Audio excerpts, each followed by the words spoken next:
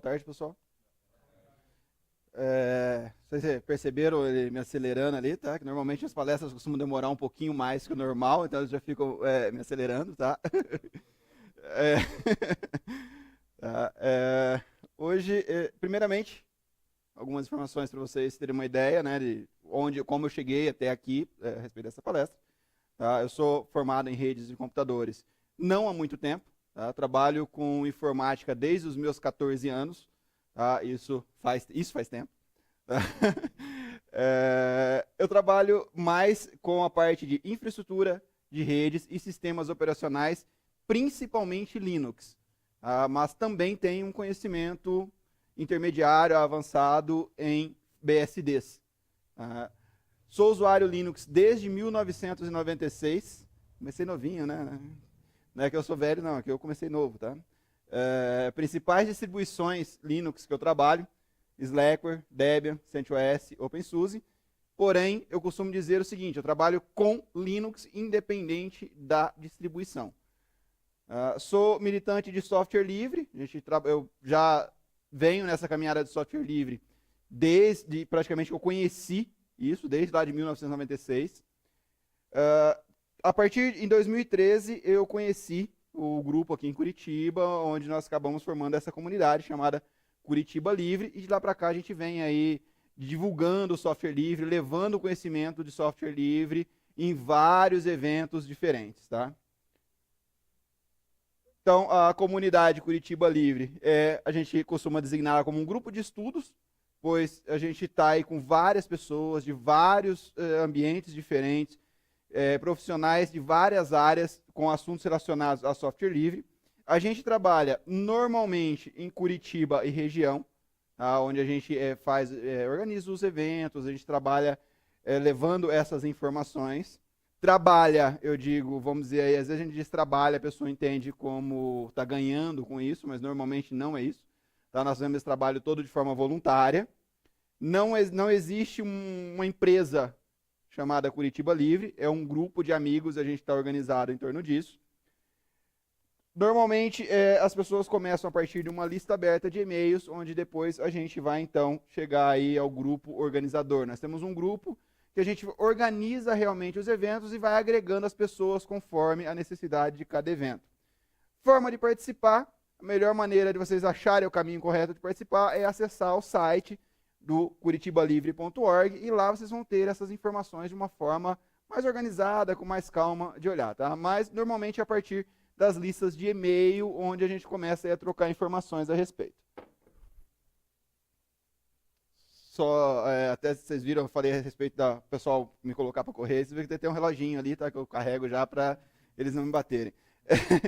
Então, não vou entrar muito em detalhes aqui sobre a parte de software livre em si. O único detalhe que eu quero deixar bem claro aqui é essa parte aqui, que diz que software livre não quer dizer que seja software gratuito. Um software gratuito nem sempre ele vai ser livre. Você pode ter o software gratuito, porém ele não ser livre. Para que ele seja livre, ele tem que respeitar essas 4 liberdades. Tá? Depois vocês podem olhar isso com mais calma. Eu vou disponibilizar esses slides aí no site, para que vocês possam olhar isso aí com mais calma. Tá? Não é o foco da nossa palestra hoje. Então, o evento, o FliSol, acontece hoje em várias cidades do Brasil, tá? No caso, porque no Brasil nós estamos fazendo ele numa data diferente do restante da América Latina, devido aos feriados brasileiros. Optamos por fazer isso, porque senão ia bater com a Páscoa e a gente ia acabar não tendo aí, vamos dizer, ninguém ia sair de casa, deixar os parentes lá festejando para vir assistir evento, né? Então, ok. Então vamos lá então ao assunto da nossa palestra. Daria assunto aqui para umas 8 horas de palestra, eu vou tentar fazer em 2 horas no máximo. Tá?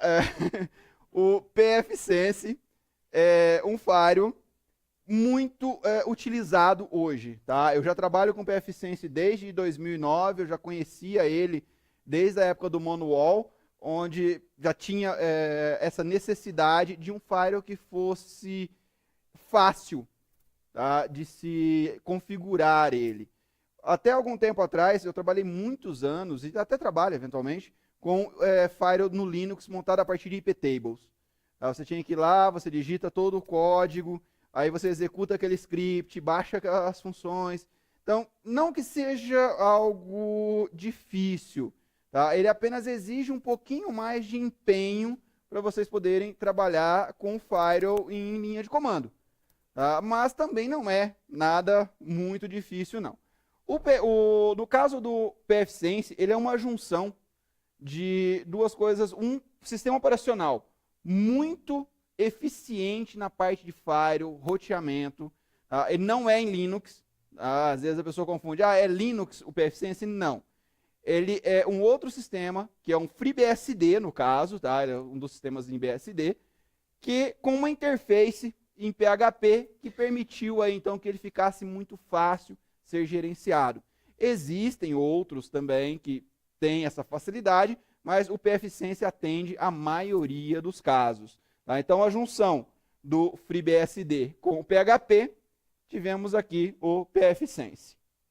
Isso aconteceu em torno de 2005, onde existe ainda esse monowall, tá? Ele ainda tem lá, só que ele tem algumas, ele acabou ficando um pouco para trás relacionado ao pfSense.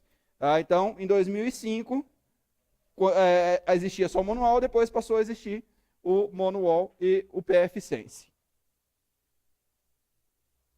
A diferença básica entre eles, tá? Existem algumas diferenças técnicas, mas a gente gastaria muito tempo detalhando essas diferenças, seria não uma palestra sobre o pfSense, mas um comparativo, não é esse a intenção da palestra. Então, o básico de diferença, suporte a hardware. Hoje, o manual, ele tem algum suporte um pouco mais a hardware, não é tanto quanto o pfSense, mas ele tem hoje em dia um pouco mais. Mas na época, em 2005, ele pecava nesse ponto.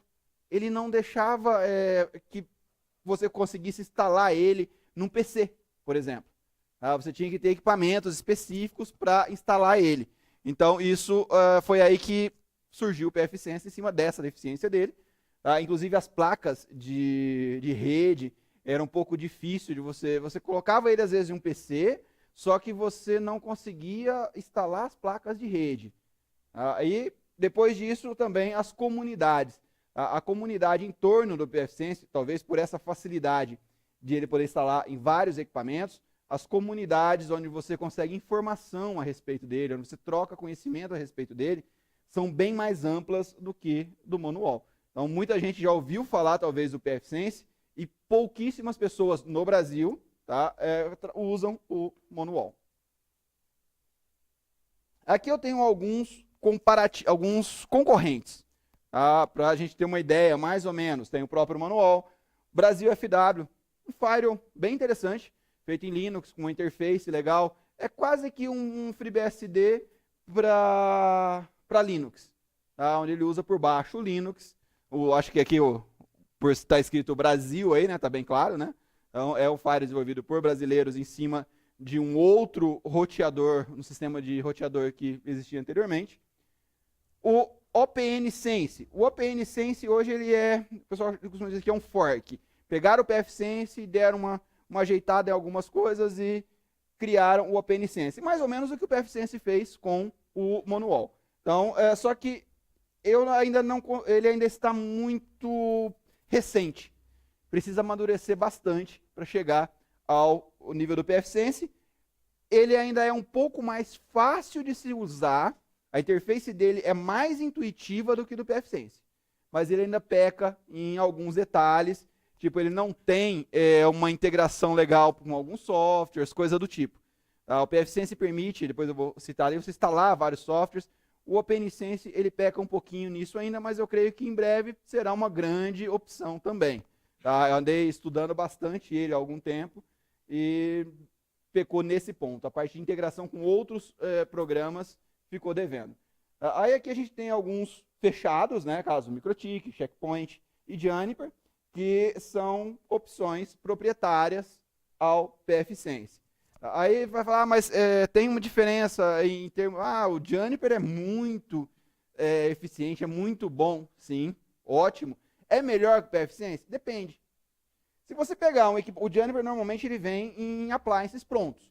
Se você pegar o Juniper num appliance feito para ele, com hardware para ele, com software compilado para ele, naquele appliance, ele vai se mostrar mais eficiente do que se você pegar um pfSense e colocar num desktop que você tinha parado lá jogado no canto, com memória falhando, com placa de rede a mais simples possível, não fazer nenhuma adaptação nele e comparar os dois. Então, você tem que comparar equipamentos do mesmo tipo com softwares do mesmo tipo. Tá? Então, são softwares diferentes, mas que atendem às necessidades da mesma forma. Ah, sim, tem também o Andy. É que eu só peguei alguns, eu até pensei em colocar o Andy aqui, mas tem, eu não, vamos dizer, não, nem na hora nem, ficou na pasta, tá ali, mas acabei não colocando. O Endian, sim, também, só que o Endian ele é baseado em Linux. Tá? Como o pfSense tem o FreeBSD, o Endian tem o Linux por baixo. Tá? O Endian Firewall é um firewall muito bom também, e tem também os appliances. Ele também é mais vendido em cima dos appliances. Só que ele não é mais totalmente livre. O Endian ele teve uma mudança que ele tem uma versão Enterprise. Aí quando começa a fazer isso, fica um pouco complicado de você trabalhar com o software em geral.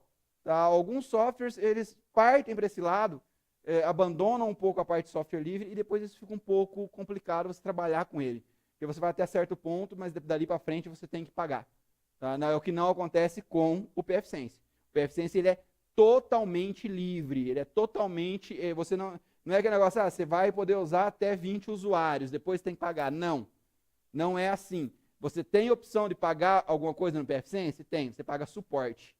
Você paga para a empresa, para eles te darem um suporte quando você precisar em cima daquilo ali. Eu quero fazer uma programação, eu quero mudar alguma coisa no sistema, tá? Então, e você não tem conhecimento para isso, o software está ali, mas você não tem conhecimento, você pode pagar o suporte para a empresa fazer isso. Tem alguns serviços que eles agregam, como serviços de nuvem, que eles agregam que permite eles vão cobrar esse serviço de vocês. Aqui nós vamos falar de algumas das principais funções. Tá? Eu coloquei aqui algumas delas. Eu não vou conseguir falar tudo, como eu falei, senão a gente ia ficar aqui pelo menos aí 8 horas facilmente, tá? Não para ensinar, só para eu falar sobre cada uma das opções. Tá? A gente ficaria tranquilamente. Então eu selecionei algumas das opções mais utilizadas, tá? Deixei essas 3 aqui, caso a gente tenha tempo sobrando. Tá? Então essas são as opções mais utilizadas, aquelas que levam as pessoas a procurar o pfSense. A primeira delas é o Captive Portal. Isso aqui virou moda há um tempo atrás. E começou a acontecer bastante em hotéis. Você chegava no hotel, tinha lá o Wi-Fi, você acessa, vai no balcão, pede um voucher, eles te dão um número, você coloca aquele número e você pode usar internet. Por exemplo, essa é a telinha básica, tá, do pfSense, onde você coloca o usuário, senha, e a partir dali você consegue utilizar a internet no seu dispositivo. Esse aqui é uma outra que eu peguei aleatoriamente na internet, tá? Onde você tem mais implementação, você pode colocar o logotipo da empresa, do hotel, do que você quiser, e então você vai colocar seu usuário, senha, com voucher, com user normal. Então são algumas opções um pouco mais personalizadas que vocês podem utilizar no caso de um Captive Portal. E a partir dele, você pode controlar a internet por banda, por quantidade de uso, por sites, tá? O que é muito importante. E um detalhe bem importante é que hoje, se você fornece internet, você tem que ter um controle do que foi usado com essa internet que você forneceu. Já foi o tempo que, inclusive, algumas pessoas gostam de fazer isso, então deixar o alerta. Se você tem costume de deixar a sua internet livre para os seus vizinhos, cuidado, tá? Porque se ele cometer qualquer crime utilizando a sua conexão de internet e você não conseguir provar que foi ele, ou pelo menos não conseguir provar que não foi você, a polícia tem uma grande probabilidade de estar te acusando em cima disso. No mínimo, você vai ter uma grande dor de cabeça. Tá? Então, nesse caso, os Captive Portal permite também que você gerencie isso, você registre. Não, olha, foi tal pessoa que usou, está aqui com usuário e senha, se ele fez isso, está aqui, a conexão dele era essa, você vai fornecer essa informação para a polícia.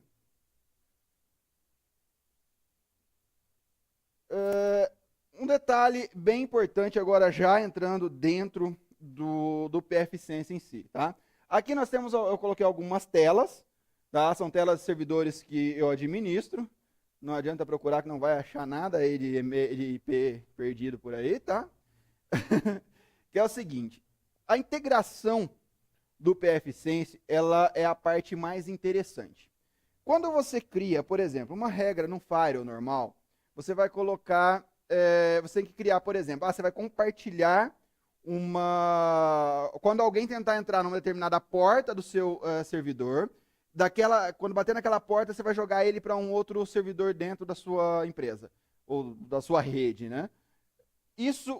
Para você fazer isso, você tem que fazer alguns controles. Por exemplo, se você fecha todas as portas do seu firewall, só que aí você vai lá e fala, mas eu quero que quando bater nessa porta, vá para cá. Mas peraí, você fechou todas as portas, mas você quer que bata nessa porta e vá para cá? Para você fazer isso manualmente, você tem que tratar bem essas regras. Você tem que ir lá e colocar, olha, só que eu quero que essa regra de NAT, de translate, né, que ele vai trazer para dentro, eu quero que essa regra, ela passe pelo firewall. Então, é uma regra de NAT, mais uma regra de firewall.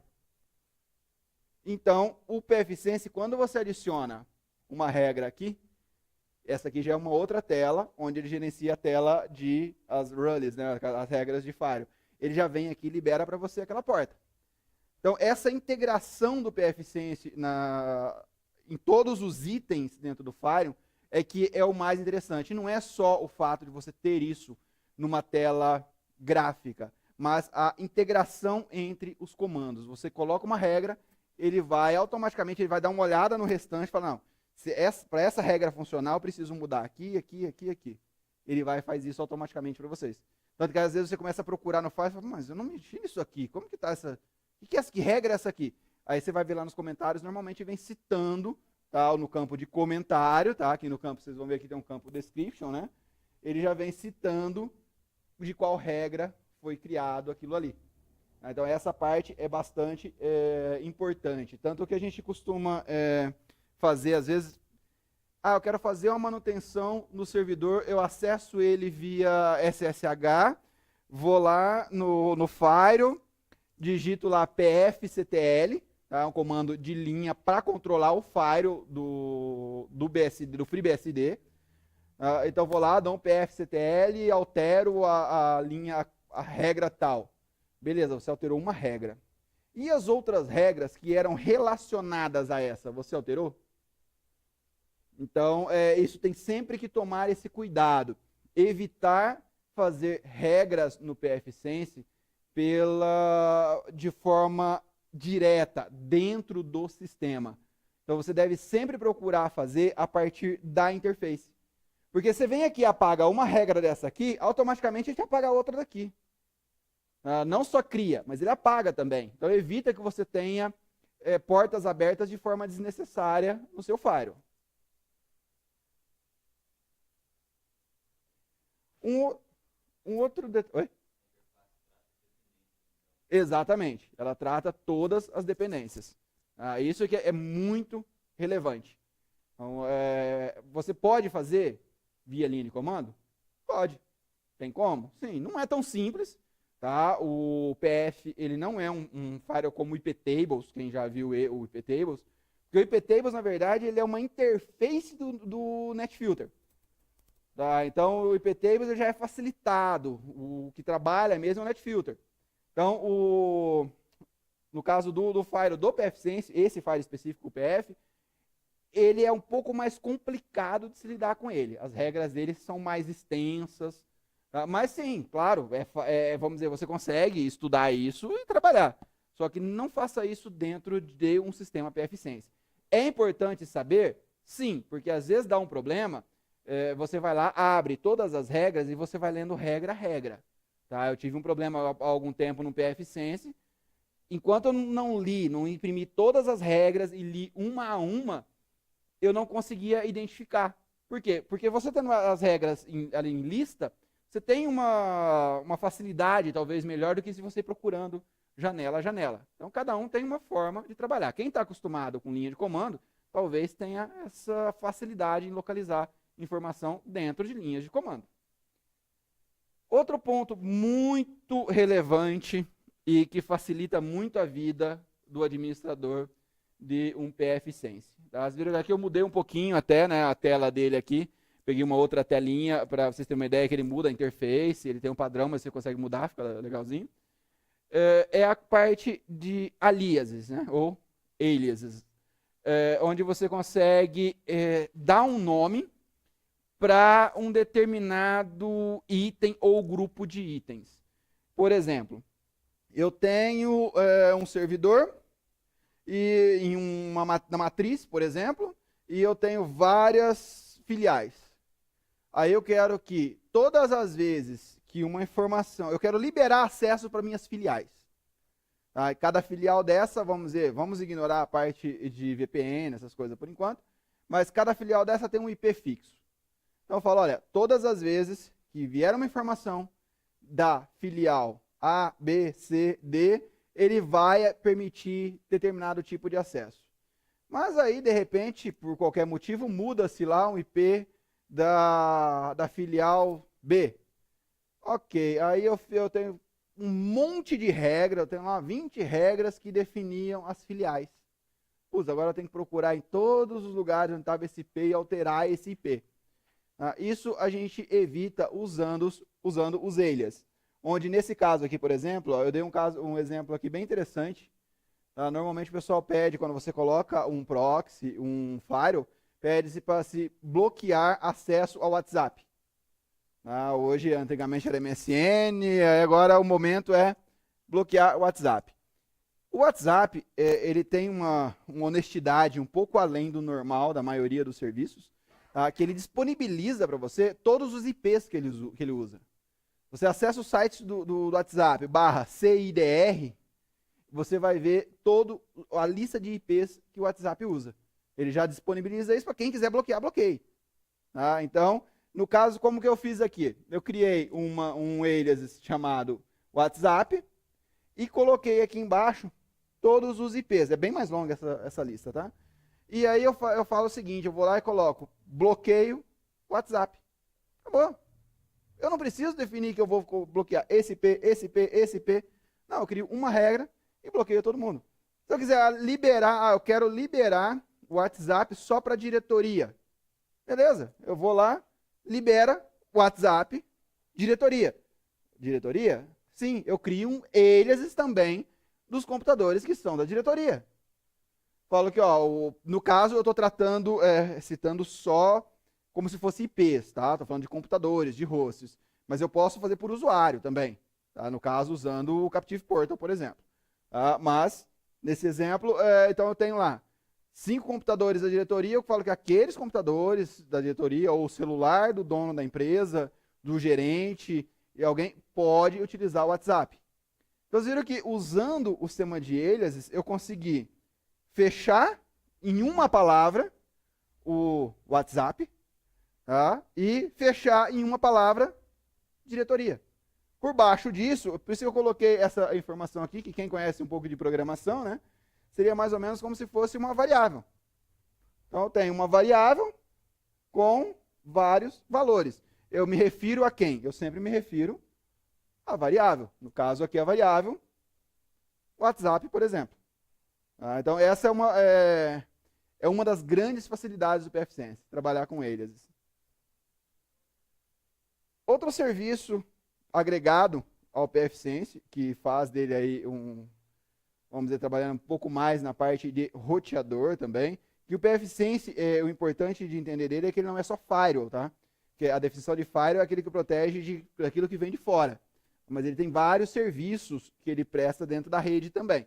Então, no caso aqui, eu coloquei DHCP e DNS. Você pode colocar o próprio pfSense para te servir DHCP em uma rede.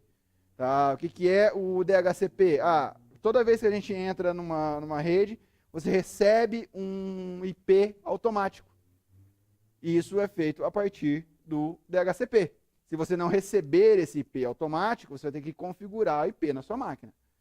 E tem, na verdade, essa é a função mais básica do DHCP.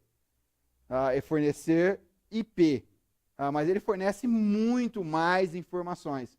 Tá? Ele tem pelo menos uns 200 options, que a gente chama, que é a questão de informação. Você pode colocar muita coisa para o DHCP entregar. Tá? Você entrega gateway, você fala para ele onde que ele vai buscar DNS, alguns serviços específicos, como o serviço de PXE, que é boot pela rede, você entrega por DHCP também, onde ele vai procurar a imagem para ele fazer boot pela rede.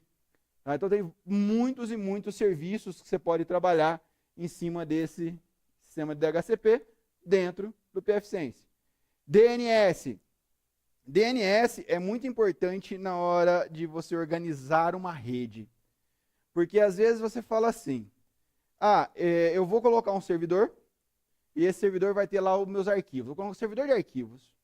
Então, ok. Quando o usuário quiser achar os arquivos dele, ele vai lá e digita 192.168.2.5. Beleza. Mas vamos dizer que por algum motivo eu preciso, não posso desligar o servidor da rede, só que eu já copiei meus arquivos tudo para o 192.168.2.30, os arquivos já estão todos lá, e eu quero agora que todo mundo acesse os arquivos lá no 2.30, eu não quero que mexam nesse 2.5 meu. Ok, beleza, vou lá na operação, falo, pessoal, é o seguinte, onde vocês estavam 92.168.2.5, vocês colocam 92.168.2.30. Beleza, só que você tem 150 usuários. Você vai sair gritando lá no meio, imagina um call center, daqueles enormes. Gente, não é mais lá, tá? É no 2.30. Não, então o DNS interno em uma rede é muito importante. O que você faz? Você vai lá e coloca no DNS. Olha, o 192.168.2.5 se chama servidor de arquivos. Então, o seu usuário, ele sempre vai procurar servidor de arquivos. Aí você coloca, tá 2.5, aí no meio do dia você fala, eu não quero que ele acesse lá o 2.5, eu quero que ele mude 2.30. Você vem aqui no servidor DNS e altera isso. Você fala para ele, olha, sempre que o usuário procurar servidor de arquivo, vai lá, manda ele direto para o 2.30. Facilitou um pouquinho, né? Melhor do que sair gritando no meio da operação, né? Então, isso é muito, muito útil e pouca gente usa dentro da rede, porque isso é mais ou menos o que a gente faz. Você digita lá www.flisol.org ou .info. Na verdade, você procura um DNS, esse DNS resolve para você e te manda para um IP. Então isso é muito usado na internet, só que pouco utilizado em redes internas. E é bastante útil se utilizar ele em redes internas. Aqui tem uma outra função que normalmente é a mais procurada quando uma empresa procura para você fazer uma implantação de um firewall. Normalmente a empresa vai lá, o empresário ele fala assim, eu quero instalar um firewall porque meus funcionários estão usando tal tipo de site lá e eu não quero que eles acessem esse site. Eu só quero que eles acessem esse site. Então, por isso até eu coloquei aqui esse conjunto aqui em cima, tá? Que é justamente o Squid Guard, feio pra caramba esse logotipo, mas não, para ter uma ideia, eu não consegui achar nenhum logotipo maior desse aqui, tá? Para colocar aqui. É um polvozinho aqui bloqueado, e aqui um relatório. Nesse caso aqui, eu usei o SARG, tá? Mas hoje em dia o pfSense está usando um outro, tá? Mas é bem parecido, é o Light Squid, é muito parecido com o SARG, tá? Aí por isso eu até coloquei, juntando esses três, como fica o usuário? Então essa é a cara do funcionário da empresa a hora que você coloca aqueles três sistemas para funcionar dentro do Squid, dentro do pfSense. Tá? O Squid, ele é um proxy. Tá? O que é um proxy? Ele entra no meio da conexão e pega informações dessa conexão e consegue controlar ela, saber se você vai poder fazer essa conexão ou não. Tá? O Squid Guard, ele te dá uma opção de você criar listas. Tá? Então você fala, eu não quero que ele acesse sites pornôs. Não quero. Beleza. Então você tem uma lista de sites e você fala, não vai acessar. Só que você tem listas públicas. Tá? Eu costumo usar muito a Scala List, tá? Que é uma lista pública que você tem por grupo. Você tem violência, você tem armas, você tem pornografia, você tem esportes, redes sociais. Então você tem já os grupos. Você fala, não, eu não quero que acesse redes sociais. Então ele já vai lá e pega todas as redes sociais e bloqueia usando o Squid. E esse aqui é o dedo duro. Ali você tira relatório de cada usuário da sua rede. Ali no caso, deixa eu ver, não, aqui está por usuário. Só que aqui o usuário está por numeração. Tá? Esse aqui era um exemplo que eu peguei do site do próprio SARG. Então, ele está por usuário, ele está como número. Você pode colocar por usuário, por IP, qualquer tipo de informação que remeta a quem estava usando aquele site. A data de uso, quanto tempo a pessoa ficou naquele site, tem ali todas essas informações que você pode gerar. E hoje em dia já tem casos de demissões por justa causa, baseado em uso de internet. Até quando começou esse controle todo de internet, né, teve alguns casos que o pessoal falava, mas isso é invasão de privacidade. Privacidade? Privacidade você tem nas suas coisas, tem em casa. Tá? Dentro da empresa, você está usando ferramentas da empresa. Eu até costumava usar um exemplo, às vezes, em alguns casos, falar assim, você trabalha em uma empresa. Essa empresa dá um carro para você trabalhar. Esse carro vem com GPS, onde controla tudo onde você vai. Aí vamos dizer que você tinha que estar num lugar e de repente o dono da empresa vai lá, olha no mapa. Mas peraí, isso aqui é um motel. O que o cara está fazendo na hora de trabalho no motel? É invasão de privacidade? Ele não quer saber o que você estava fazendo lá. Ele quer saber que você usou o carro da empresa para chegar até aquele lugar. O computador é um equipamento da empresa. Ele te deu um equipamento para você desempenhar determinada função. E você está usando esse equipamento para fins particulares. Acabou. Esse entendimento hoje já é bem amplo, tá? E dá sim justa causa. Não tem negócio de, eu tenho minha privacidade. Você tem a sua privacidade dentro da empresa. Mas vai até o momento que você não esteja usando isso para encobrir o uso indevido de equipamento da empresa. Então, hoje em dia, isso já está bem definido. E isso é feito utilizando essas três ferramentas. Tá? Aqui tem um outro item, que eu gosto bastante desse aqui, tá? É que ele permite, o pfSense, com essa abertura dele, ele permite que vocês possam utilizar ele em conjunto com os Zabbix, por exemplo. Tá? O Zabbix é um sistema de monitoramento que você consegue estar vendo link, vendo várias informações a partir do pfSense. Aliás, que está acontecendo no pfSense e utilizar o pfSense para coletar informações dentro da sua rede e jogar para um servidor Zabbix. Essa aqui, no caso, é uma tela, tá? Essa aqui é uma tela real de monitoramentos que eu faço, tá? Aqui são alguns lugares, algumas situações. Eu tenho alguns links, o status, eu tenho aqui, inclusive, temperatura do ambiente. Eu posso, a partir do Zabbix, ele permite eu ver muita coisa. Tá? Então, eu posso pegar a informação, juntar ela no pfSense, trazer essa informação e ainda adicionar mais alguma coisa extra aqui, por exemplo. Aqui são os links, aqui são links que estão ativos ou não. Então você pode ter todas essas informações. O pfSense permite você fazer isso de forma mais simples.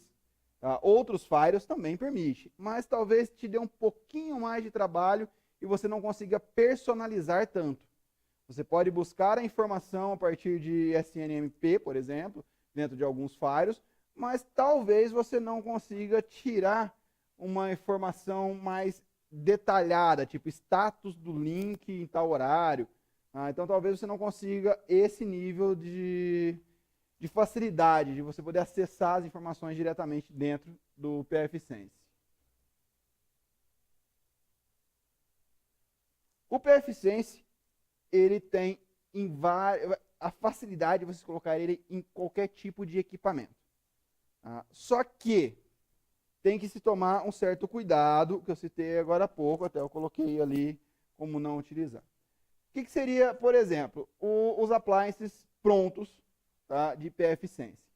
Do mesmo jeito que ele citou o Engine, tá? O Engine ele trabalha muito mais com appliance. Tá? O que é um appliance? O appliance é um equipamento montado, onde ele já vem tudo ali instalado, pronto para você chegar, encaixar no seu rack e utilizar. Tá? Então você tem essas opções também no pfSense. Tá? Normalmente as empresas, o que elas fazem? Elas pegam o pfSense, pegam o hardware, compila a base do pfSense e em cima daquele hardware. Isso vai fazer que ele tenha um melhor desempenho. Tira tudo que é driver, né, no caso, tudo que é módulo, trazendo para esses ambientes, ele tira tudo que é módulo que poderia estar usando a memória de forma desnecessária. Ele não vai deixar ali nada que não seja exatamente para ser usado naquele hardware. Às vezes você vai pegar o que estava num appliance desse e jogar para um servidor. Pode até funcionar, mas a grande probabilidade de não funcionar. Tá? Porque esse servidor vai ter, às vezes, um HD diferente e o appliance ele nem estava preparado para usar HD. Ele tinha lá muito compilado em cima de um SSD.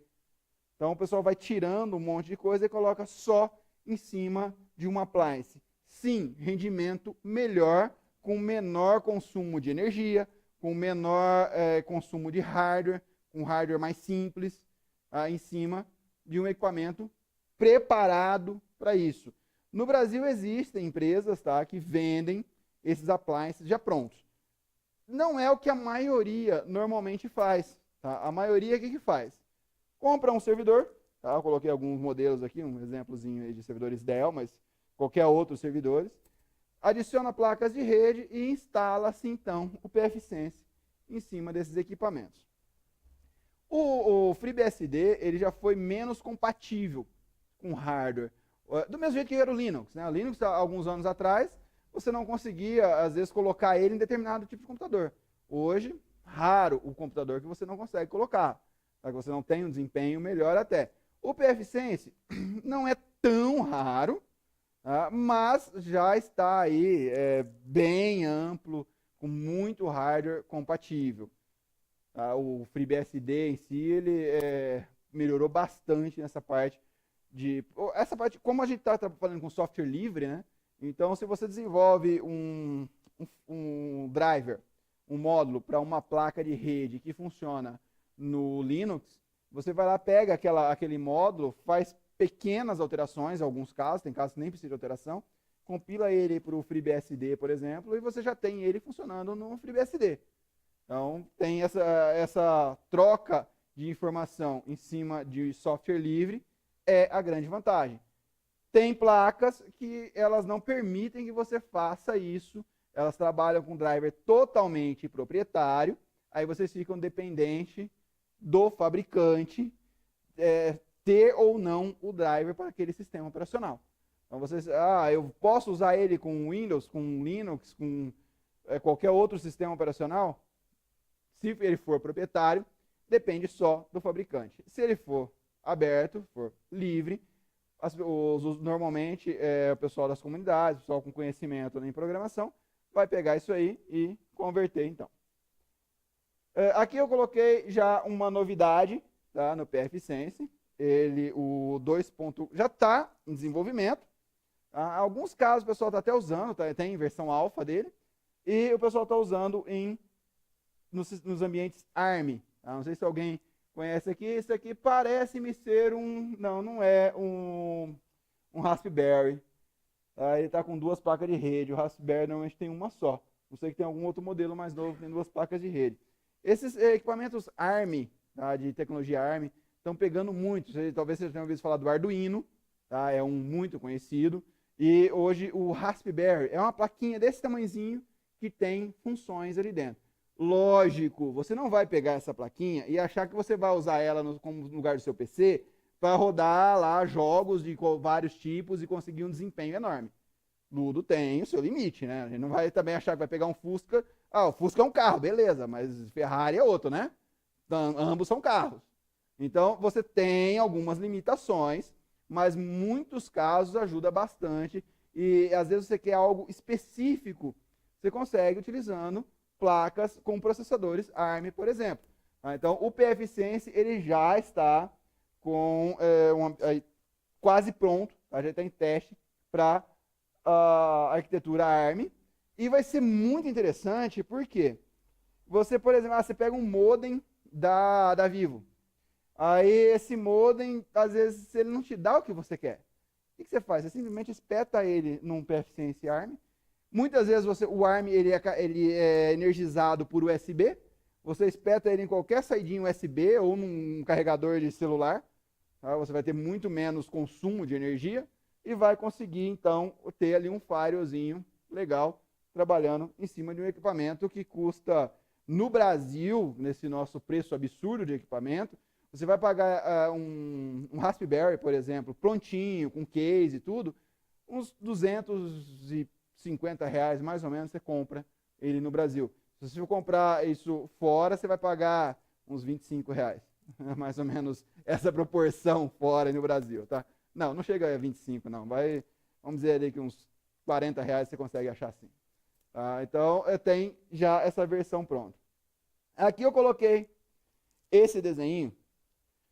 É apenas uma recomendação, tá? Não é uma proibição. Você pode sim colocar o pfSense em um desktop. Pega lá uma maquininha desktop, põe lá, mas se você for fazer isso na sua casa, você vai lá ligar ele, desligar de vez em quando, beleza. Mas se você for colocar em uma empresa, que você vai deixar ele ligado 24 horas por dia, não caia nessa roubada. Não vá achar que você vai colocar um servidor ali, um desktop como um servidor, que ele vá realmente. Ele pode funcionar um bom tempo, há casos, sim. É igual a gente costuma brincar que todo jogador é milionário. Não, você tem jogadores que. Quer dizer, você jogar futebol vai te deixar milionário? Pode, né? Se você colocar em um desktop, vai funcionar por muito tempo bem? Pode. A maioria dos casos não vai. Porque o equipamento de desktop, se você pegar ali aquele que a gente chama de datasheet, né, do equipamento, que é as instruções sobre o uso do equipamento, ele é feito para trabalhar 8x5. 8 horas por dia, 5 dias por semana. Aquilo que está feito ali dentro dele é para ser desligado e descansar eventualmente. O que não acontece no servidor. O servidor é 24/7. Um capacitor, um resistor dentro desse equipamento, o próprio processador dele é feito para trabalhar o tempo todo sem você desligar ele. Então, se você vai colocar em uma empresa, evite essa ideia. Tá? Você vai ter mais dor de cabeça do que o que você iria gastar em dinheiro para comprar um servidorzinho simples, às vezes até usado. Um servidor usado, você paga aí R$1.000, às vezes, um servidorzinho usado que roda pfSense para 100 usuários. Fácil. Tá? Então, evitem o uso em desktop, que a probabilidade de vocês serem felizes é maior. Tá, então, como eu disse, eu passei um pouco rápido aí, tentando não me alongar muito, para não ir muito longe. E alguma pergunta? Sim?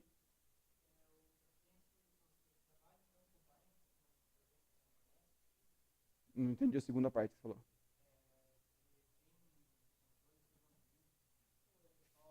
Sim, você disse o bind em cima de um DNS. Se o pfSense trabalha com... Sim, o próprio servidor do pfSense, ele trabalha com o seu DNS pronto e você pode adicionar servidor bind. E mais um detalhe, além dele trabalhar com o servidor, o bind no caso, que é um servidor livre de DNS, muito utilizado, muito bom, ele permite que você trabalhe com outro sistema hoje que o pessoal está usando bastante, tá, que chama-se NXFilter. O NXFilter é um servidor de DNS que você controla, ele faz mais ou menos aquilo que eu falei sobre o SquidGuard e o Sarg, só que ele controla já no DNS. Isso dá uma certa facilidade, Porque hoje o Squid e o SquidGuard, nos sistemas com HTTPS e um outro sistema agora, que o Google lançou há pouco tempo, que às vezes a gente não consegue controlar. Tá? E às vezes também, o que acontece? No Squid, a gente tem problema com acesso a sites de banco. Como que o Squid faz? Ele entra no meio da sua conexão, então ele pega a sua informação, lê ela e repete essa informação para lá.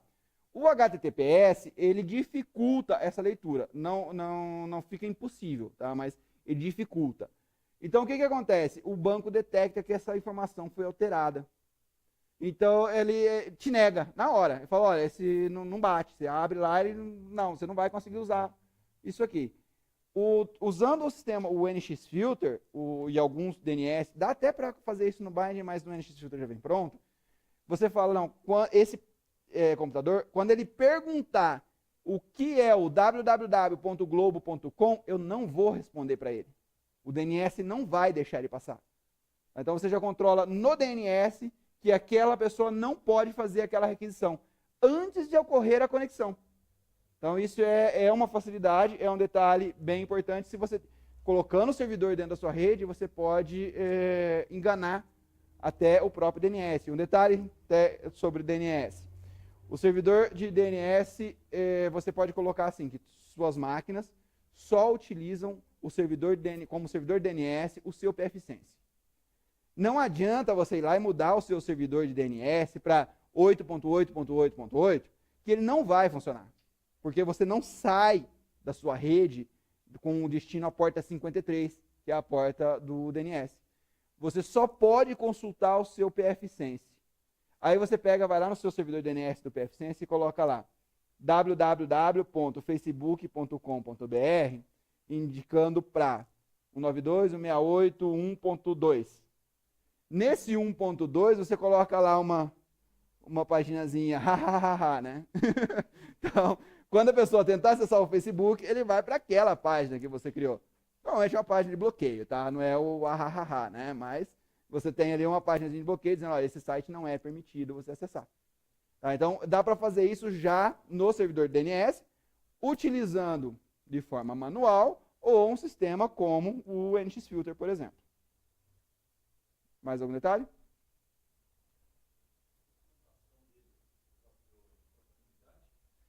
Ele hoje está num site, eu esqueci agora o nome da empresa, NetGate, esqueci o nome da empresa. Tem uma empresa que hoje mantém, tá, a parte estrutural dele com a documentação. A comunidade tem muita documentação sobre ele, só que ele tem também algumas documentações oficiais. Inclusive, é um dos detalhes que eu falei que você pode pagar suporte. Se você pagar o suporte básico dele, você tem acesso ao livro pfSense online em tempo real. Então você tem toda a documentação dele atualizada em tempo real. Você pode baixar isso em PDF ou em qualquer outro formato e imprimir. Tá? Ou você vai ter ele ali em HTTP que você pode estar acessando a qualquer momento, tá? E poder ter essas informações tudo sempre atualizado. Até uma questão das atualizações do pfSense, isso ainda é uma coisa, um pouquinho problemática, tá, no pfSense, que quando você faz uma atualização, você pode ter algumas quebras. Tá? Então, um lembrete bem interessante é não façam atualização. Isso é para qualquer servidor, tá? Mas no pfSense, bem importante. Não faça atualização do pfSense com o servidor em produção, com a sua equipe trabalhando. E se prepare para fazer isso de forma um pouco mais demorada. Porque, a princípio, ele não vai te dar muito problema. Na maioria dos casos, ele não vai te dar muito problema. Mas há casos sim. Como, por exemplo, na última atualização dele, da 2.3.2 para 2.3.3, ele trocou alguns pacotes. Então, quando você fazia a atualização, então como que a gente faz a atualização dele normalmente? Tem naquele milhão de regras. Aí você vai lá, você baixa toda a configuração, atualiza o pfSense, ele já limpo, e sobe essa configuração para ele. Só que a hora que você faz isso, e como ele mudou um monte de programas que estão junto com ele. Por exemplo, o próprio Squid, da 2.3.2 para 2.3.3, ele trocou a versão do Squid. E essa versão do Squid ela tem um monte de alteração. Então não funcionou, ele não sobe automaticamente. Então aí você tem que fazer por partes. Você depois vai ter que subir os NAT, os aliases, ou aliases, né? Então cada configuração você vai ter que subir ela por partes.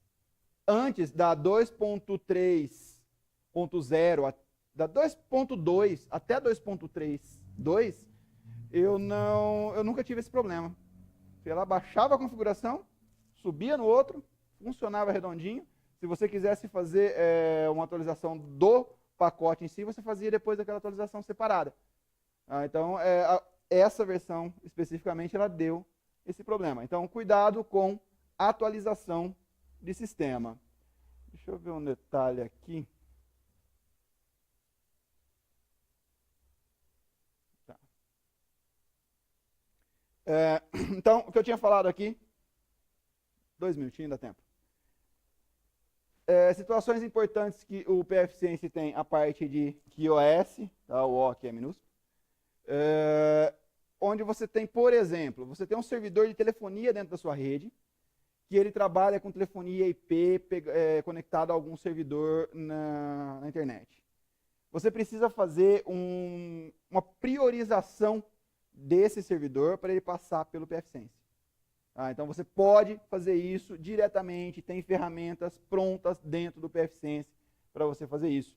Isso evita que, por exemplo, a hora que todo usuário estiverem usando, servidor de telefonia é uma encrenca, eu trabalho com isso já há algum tempo, e por quê? O servidor de telefonia, quando ele dá problema, os usuários que estão fazendo ligação começam a picotar a ligação, começa a dar eco, e é o primeiro que já alguém grita lá, pronto, ferrou, né? Corre atrás, porque a coisa você tem que resolver rápido.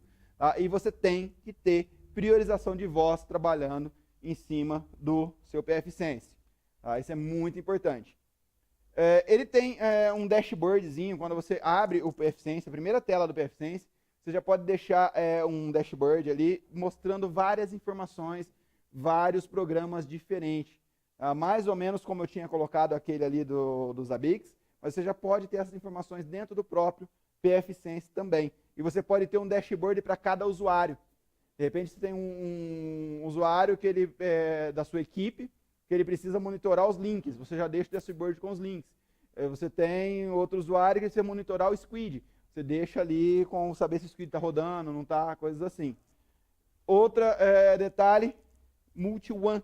Você pode ter 2, 3, 10 conexões de internet, ou sabe-se Deus quantas. E você pode balancear isso. Você pode dizer, por exemplo, você tem ali uma Copel e uma Vivo. Você quer que determinado tipo de comunicação saia pela Copel por ser mais estável. E outro saia pela Vivo por não precisar de tanta estabilidade. Então você pode fazer isso. Você pode fazer o controle também de velocidade. Você pode que isso faça de forma automática.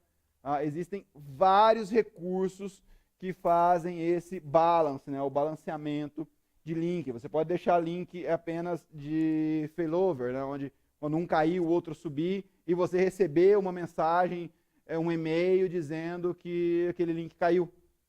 Outra facilidade do PFSense também. Mais algum detalhe? Uhum. Uhum.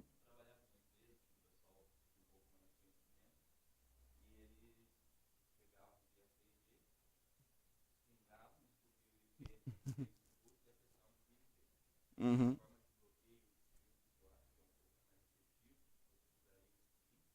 Uhum.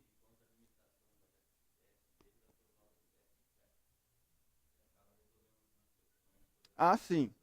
Sim, sim. Você.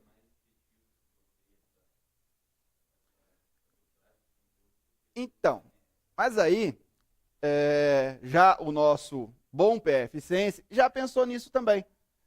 Pois você pode colocar ali, com um Vzinho que você habilita, Você vai lá e simplesmente habilita aquela opção. Eu não me lembro de cabeça agora qual é a opção corretamente, completa, mas você define o seguinte: ninguém acessa nada por IP. Todo mundo só acessa por URL. Se a pessoa digitar o IP, não vai.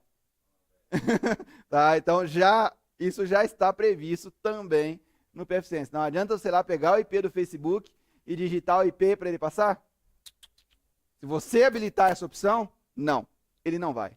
Então, sim, isso que você citou é realmente válido.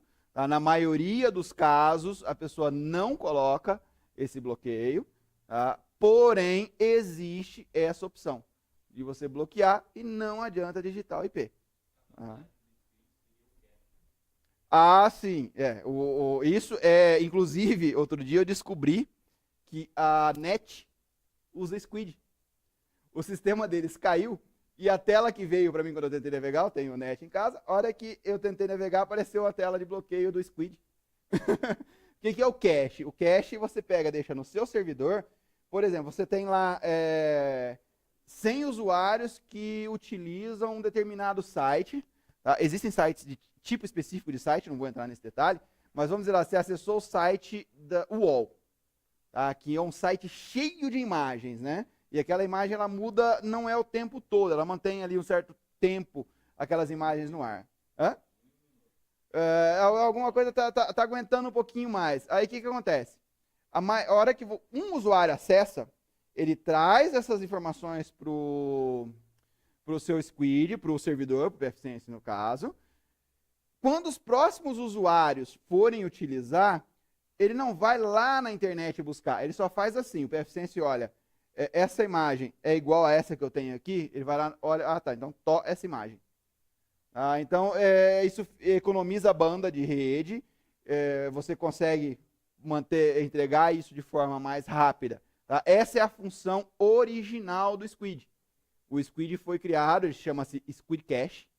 Tá? Ele foi criado para fazer isso. Aí foram adaptadas essas outras funções, já que ele fazia isso, já que ele já fazia esse man the middle, né? Essa homem do meio na conexão, então permitiu-se aí que a gente pudesse utilizar ele. Tanto que vários outros surgiram, mas nenhum pegou tanto quanto o Squid. Uhum. Só com cache. Também já fiz isso em provedor. Já fiz isso em provedor. Em provedor de internet via rádio, a gente fazia isso. Não, só cache padrão mesmo. Ele fazia só cache padrão. Mais algum detalhe? Ok. Obrigado, então. Consegui atrasar só 10 minutos.